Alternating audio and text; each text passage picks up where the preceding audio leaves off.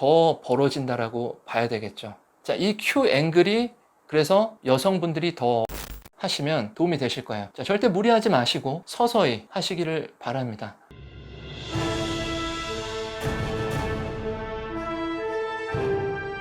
자, 우리 무릎 손상에 대해서 한번 보자고요. 무릎 손상이 일어난 뒤에는 당연히 병원 가서 치료를 해야 되겠죠. 무릎 손상이 왜 일어나는지 그 기전을 알면 우리가 무릎에 대한 손상을 예방하면서 운동을 할 수가 있습니다. 뭔가 내 무릎이 불안하거나 어떤 생활상의 통증이 있는 사람들은 영상을 끝까지 보시면 무릎 관리하는데 상당한 도움이 되실 거예요. 올림픽 여자 배구의 인기가 상당했습니다. 김연경이라는 스타가 있었기 때문에 더 그런 것 같죠. 근데 이제 여자 배구 선수들이 무릎 부상이 많아요. 점프를 많이 하는 농구라는 종목도 있고 축구도 있지만 유난히 점프를 많이 하는 여성 운동 선수들한테 이런 무릎 부상들이 상당히 많이 일어납니다.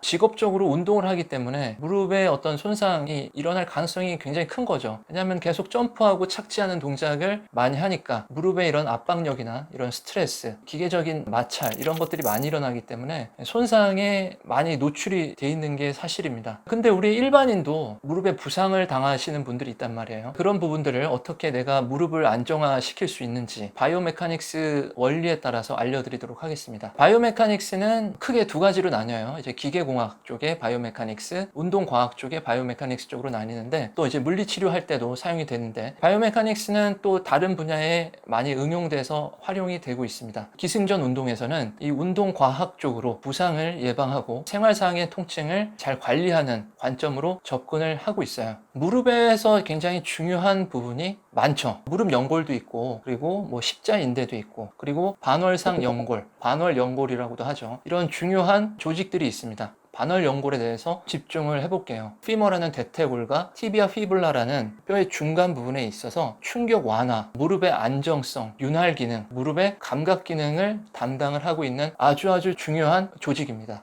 반월 연골이 손상된 사람들이 있어요. 자, 이런 사람들은 무조건 병원 가서 치료를 받고 아마 반월 연골판이 찢어졌다라고 하면 거의 99% 이상 병원에서 수술을 권할 겁니다. 그거는 이제 현대의학 쪽에 몸을 맡기셔야 되는 건 거고 완전히 물리치료까지 다 받고 회복을 하고 나서 좀 안정적인 생활상의 운동을 하실 필요가 있어요. 자, 운동선수들이 반월 연골판이 손상이 많이 되죠. 그 선수들이 움직임의 기전을 보면 무릎을 구부린 상태에서 무릎이 안쪽으로 들어가면서 회전을 합니다. 밑에 있는 다리뼈하고 위에 있는 다리뼈가 서로 반대로 회전을 해요.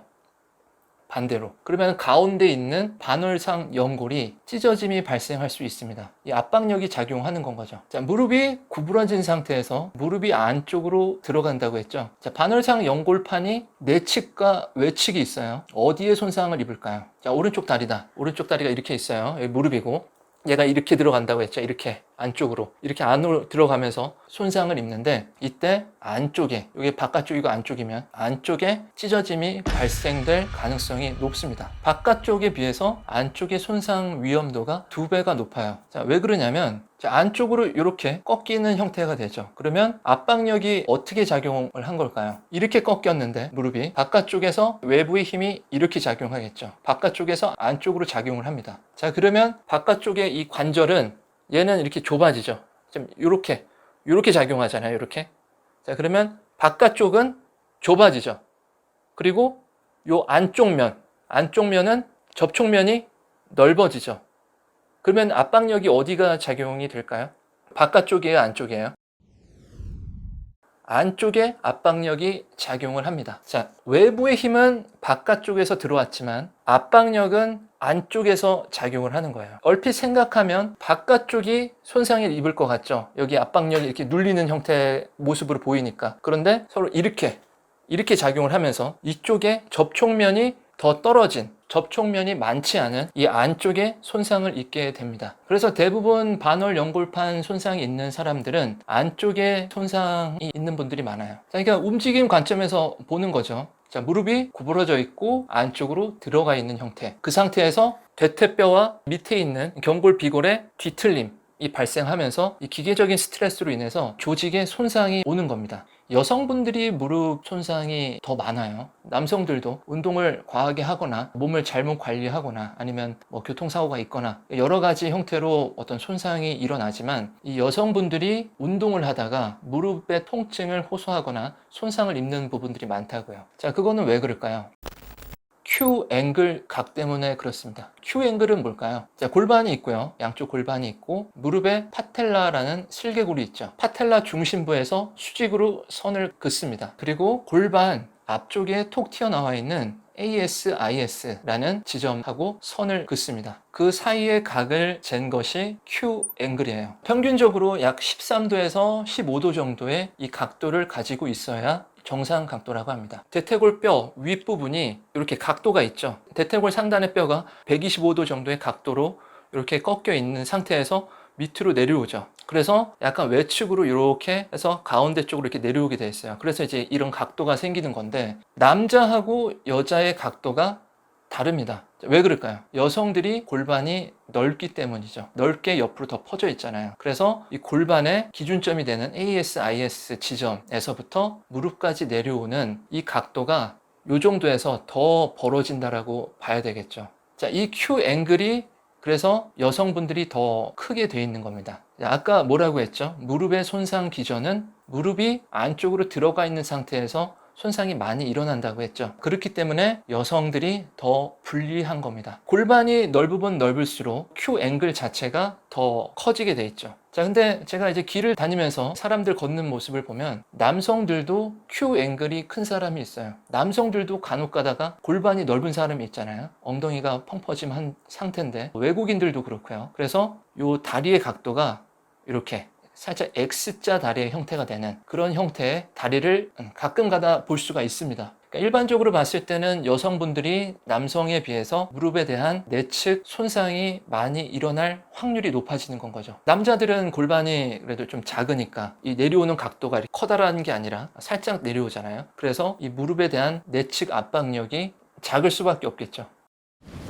이런 신체적인 구조를 알고 운동 방법을 여성인 경우에 남성인 경우에도 그런 체형을 가진 사람들은 운동에 대한 선택이 굉장히 중요한 거예요. 스쿼트를 하면 허벅지가 강해지고 뭐 그렇긴 하지만 그게 꼭 그런 사람들한테는 좋은 운동이 되지 못하거든요. 그래서 이제 여자 농구 선수들도 배구 선수들도 무릎 부상이 남자 선수에 비해서 더 많은 이유가 Q 앵글의 각도 때문에 그럴 수가 있는 겁니다. 자, 그래서 여성분들 그리고 골반이 넓은 체형을 가진 이런 남성분들은 무릎을 구부렸다 펴는 동작, 일어서서 내 체중을 싣고 하는 스쿼트 동작보다 더 중요한 운동이 있어요. 내전근과 외전근 운동입니다. 자, 내전근은 지난 무릎 내측 통증 그 컨텐츠에서 설명을 드렸었죠. 그라실리스에 대해서. 자, 그 운동과 외전근은 쉽게 얘기해서 허벅지 외측에 있는 외전근이라고 하고, 자, 내전근은 우리 허벅지 안쪽에 있는 골반에서부터 우리 무릎까지 내려오는 그 근육을 내전근이라고 합니다. 내전근은 다리를 바깥쪽에서 안쪽으로 모으는 동작을 할 때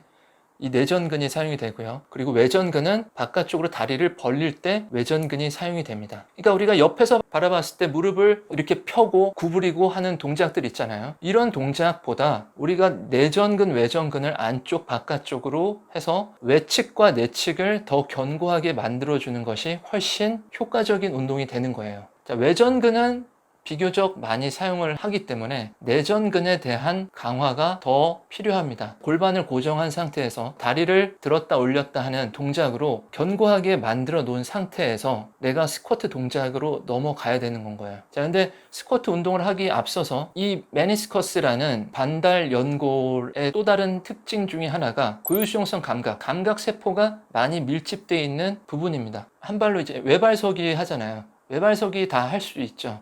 내가 전철에서 이렇게 손을 잡고 있는데 전철이 쓰거나 버스가 쓸 때 다른 사람들은 뭐 조금 흔들려도 잘 중심을 잡는데 이 중심을 잘 못 잡고 몸을 이렇게 왔다 갔다 많이 하는 사람들 있죠. 그런 사람들은 고유수용성 감각이 많이 떨어진 상태예요. 그래서 고유수용성 감각 운동을 하는데 처음에는 팔을 벌리고 다리 한쪽을 들고 서 있는 거예요. 10초, 15초, 뭐 30초 이렇게 해보는 거예요. 뭐 어렵지 않죠. 그 다음에는 한쪽 눈을 감고 하는 겁니다. 자, 그리고 나서 두 눈을 감고 해보세요. 쉽지 않을 거예요. 그리고 왼쪽 발을 지탱했을 때와 오른쪽 발을 지탱했을 때 지탱하기 어려운 다리가 있을 거예요. 그쪽에 고유수용성 감각이 더 떨어진다라고 생각을 하시면 됩니다. 이 고유수용성 감각을 이렇게 회복하는 운동을 하고 그리고 나서 동적인 운동으로 넘어가야 되는 거예요.